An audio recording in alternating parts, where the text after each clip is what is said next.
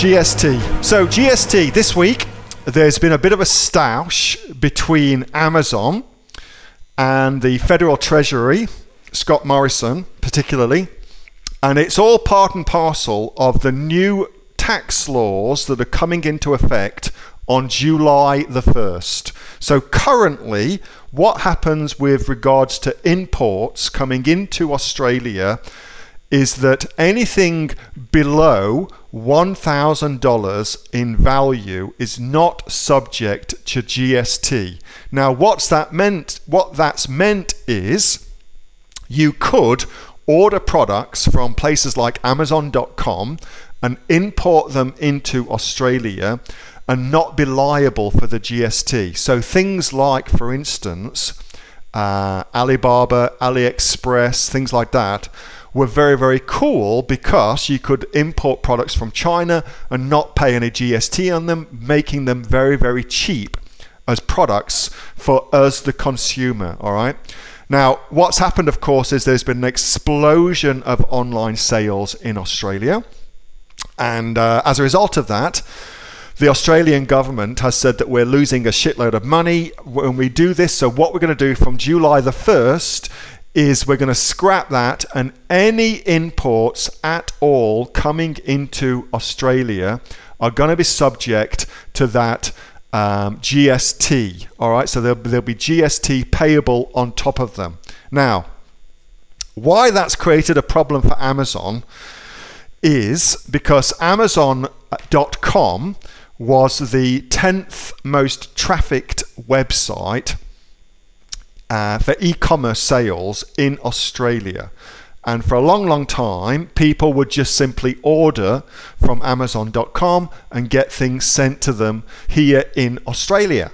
But that's not going to be able to happen anymore, because now what would need to do on Amazon.com, Amazon would need to start charging GST on any sales made to products being sold into Australia. Now, from Amazon's point of view, Amazon is arguing that they don't want to be in the business of collecting tax for the Australian government, because that's what basically they're being asked to do, become unpaid tax collectors for the Australian government. And so instead, what they have done is they've simply said, we're not going to let anybody shop on Amazon.com from the 1st of July. Now, I don't know yet what form that will take. It will take one of two forms, I imagine. First is something called a global IP redirect. So currently we're on Amazon.com, and we're able to access Amazon.com website. It may be that come July 1st, we won't be able to access the Amazon.com website, and it will simply redirect us to Amazon.com.au. So anytime we try to access the .com website, we'll just get redirected to Amazon.com.au. So it could take that. It could look like that for us.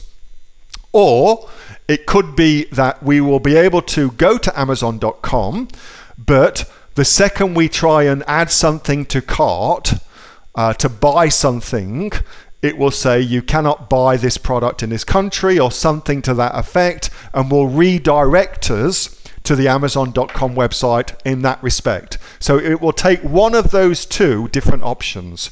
I would imagine for ease for Amazon, they'll simply redirect all the traffic to Amazon.com.au. All right. So I believe that this is great news for us who are selling on Amazon.com.au, because what will happen is all of the traffic that traditionally went to Amazon.com from Australia will instead go to Amazon.com.au. That's all that will happen, and I see that as a good thing. I see that as helping Amazon.com.au gain traction within the Australian marketplace. Now, what does that mean for us as far as doing research on products? Well, just know that Seller Central the area that we access as sellers to list our products and things like that, will not get affected at all. You will still be able to access Seller Central. No dramas at all. Also, just know that things like tools, like if you're using Unicorn Smasher or Jungle Scout or Merchant Words, whatever like that, none of that will have any effect at all on those tools, all right? So they will all work, I would imagine, just as before, because for the most part, all of those tools are located in America. So they're on servers in America. What about if you want to go and do research, though, on Amazon.com? Well, the easiest and most effective way to do that is to use a VPN, a virtual private network. That's the easiest way to do it. This is what I use all the time. I use it for heaps of different reasons. But for our purposes, what that will enable us to do is to go to the Amazon.com website, and you kind of trick the Amazon website into thinking that you're based in America, not in Australia. So you'll be able to browse all the website, no dramas at all. And it's exactly the same thing that millions of Australians still use to access video-based services like Netflix, for instance, in Australia. That's exactly the same thing what they're using to do that, all right? So if you're currently using a VPN for Netflix, you can also use it to access Amazon. If you're not, then you can just set yourself up. It's like $2 a month, something like that. And Pure VPN, for me, has been very, very good, very, very reliable. So that's who I use. So it ain't a big issue. I actually see it as a really good thing for us. I see it as being a very positive thing for us as Amazon sellers. And I also think that it's going to be good as well, because what it will do is it will stop websites like Alibaba and AliExpress having that very, very cheap advantage when they sell things to Australians. It will also mean as well, platforms like Amazon and eBay, the people selling products from China and then importing them into Australia will also get charged GST. So those prices for Chinese sellers will increase, which will level the playing field for all of us, which again, sucks for them, but for us it's good. Normally I don't like a level playing field, but when it means that I'm getting a boost, then I love it, of course. So I see it as a really, really good thing. So that's my particular take on that. As far as, I think that this also means one other thing for us as Amazon business people. So as business people, what I believe now is you absolutely must, when you start your business, whether that be as a sole trader or as a PTY Ltd, however you've decided to structure it, you must register for GST. You must register for GST. To not do so, I think, would be absolute folly. Because you're going to be subject to GST on anything you bring into the country from China or something like that. You might as well get yourself set up now, ready for it. Clearly, you don't have to start paying GST until you hit that $75 mark. But clearly, also, the Australian government is saying no more GST fraud, which is how they think about it. So they're onto it. It makes sense just to bite the bullet and get yourself registered for it now. Hope that helps. All right. Any questions? How do you register for GST? You can just Google that, how to register for GST. It's dead easy to do though. You just do it through the ATO website. You're welcome. You're welcome. Unicorn Smasher, yes, that's all covered. Can we use a VPN system? Yes, you can.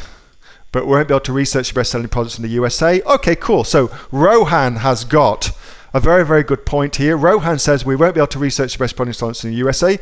How about I share with you a brand spankly new way to access and to look at new products on Amazon.com, which will not be affected at all by this IP block. Would you like to see a very, very simple way to do that? Now, the lovely, lovely Kate Ingham, who is a freaking legend, has very, very kindly, on a number of occasions, posted within our private members-only area. So if you go to Aussie Online Entrepreneurs Facebook group, and then in the question area, so I'm just going to pull that up. Then in the question area, just write in top ASIN. Just type in there, top ASIN. Hit that. You'll get all the ASIN reports. You see lovely, lovely Kate just here has given us all that information. Okay, so this is how I'm just giving you the way to find this link. Now, so when you do that, click on there and you'll come up something like this. All right, so now what this has just, and this has only just been updated. I just checked this over the weekend and it's all been updated, which is awesome. So you can see here, you've got North America, Europe, and Asia. God damn, that India one is sexy to look at, let me tell you.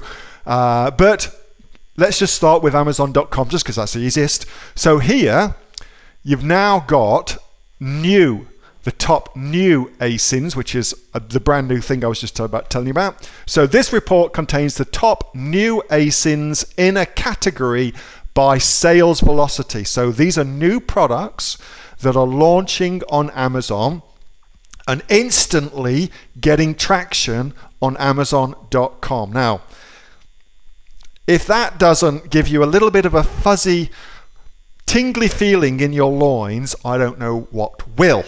That's kind of like crazy, crazy amount of coolness for me. But so there's that level, and you can also get the renewed ASINs as well. So you just go in there, download your report. Let's just open it up so you can guys see it. Download the report, and that's going to tell you what new products are selling on Amazon.com, and that's going to give you ideas about what you can sell on Amazon.com.au. Because for the most part, I've clearly, you know, this has got to be a blanket statement, but do your research. But here's a freaking awesome way to get ideas. Look at what sells really well in other markets. Do your research here to make sure that it will sell here too. And then simply replicate the idea, not the product, the idea into the Australian market. So for instance, over the weekend, my youngest daughter, who is obsessed currently with unicorns, we went and did some shopping when we were down in the Algarve, and she just wanted to buy loads and loads of unicorn related things. So if, for instance, I suddenly discovered that unicorn related products sell very, very well on Amazon.com, I mean, you know, who would have thought 2.9 million people search for unicorn party supplies? 2.9 million people. But what about in little old Australia? Well, turns out that people in Australia also like unicorn things too. So you can see how it works. You get ideas from one list, you go do your research to validate the idea, and then you've got all the ideas you would ever need. All right. Hey, thanks so much for watching that video, and I hope that you got some massive value from it. Before you go, do you live in Australia? If you do, this is for you. Would you like to learn how to sell things on Amazon here in Australia? Would you like to know what sells really, really well and what sells for the maximum amount of profit? Would you like to know where you can source those products from, whether that be in China or here in Australia, and how to source them so you pay bottom dollar and get maximum value for what you're doing? If you do, please subscribe to my channel and like this video, and you'll learn that and much more. It's the exact same information that people like Jeff from New South Wales have used to make $45,000 a month on Amazon, that Sue, who's from the sunny coast, has used to purchase herself a brand spankly BMW every single year as a result of her e-commerce business, and the lovely Kate from Bowral in New South Wales has used to make $32,000 a year on, a month, not a year, a month on Amazon, and indeed Anthony, who makes $15,000 a month on Amazon, selling, as he puts it, odds and sods. If you'd like to learn the exact same information that they use to maximize their profits for their Amazon businesses, subscribe to this video, like my channel, post below if you want me to teach you something. Okay, I'm out of here. Speak to you soon. Bye. Subscribe. Do it now.